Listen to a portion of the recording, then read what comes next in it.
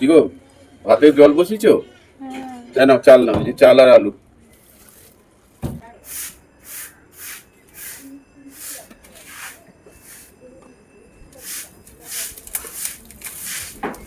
তোমার কি হয়েছে? কার্য কেন তুমি?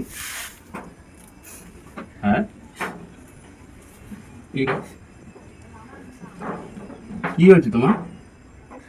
আজকে আমার মনটা খুবই খারাপ হয়েছে। কেন, কি হয়েছে?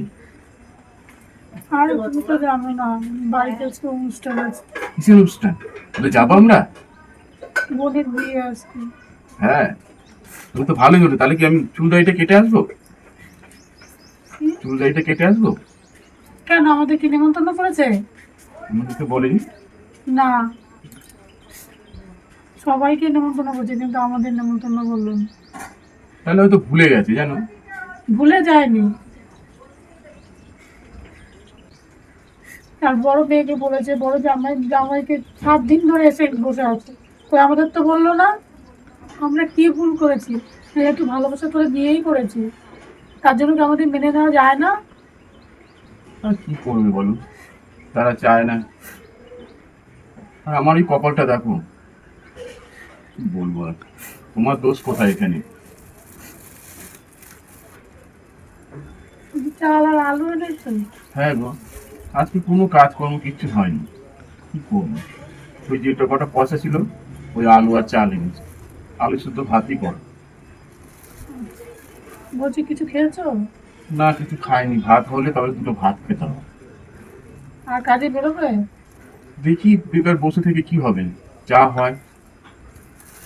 আচ্ছা, তুমি তো রাখো, আমি চালটা করে দিলাম।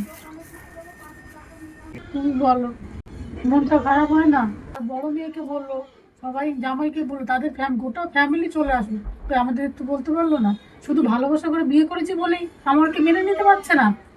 তার মানে আমার জামাইয়ের ইনকাম নেই, ভ্যান চালায় বলে? কি করবো বল। লোক সমাজে জামাই বলে কি করে সম্মান পায় দেবে। চলো না, তাও যাই দেখি।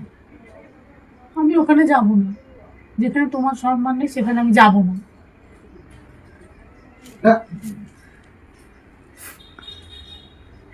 তুমি কেঁদো না, কেঁদো না। কষ্ট হয় না বলো? কি বলবো আর, সব আমারই কপাল। আজকে যদি আমার এরকম অবস্থা না হতো, নিশ্চয়ই তোমাদের বাড়ি থেকে বলতো, আর আমরা গিয়ে আনন্দও করতে পারতাম। দাও চালটা, দাও ধুয়ে দিয়ে দিই, জলটা মনে হয় খুব গরম হয়ে গেছে।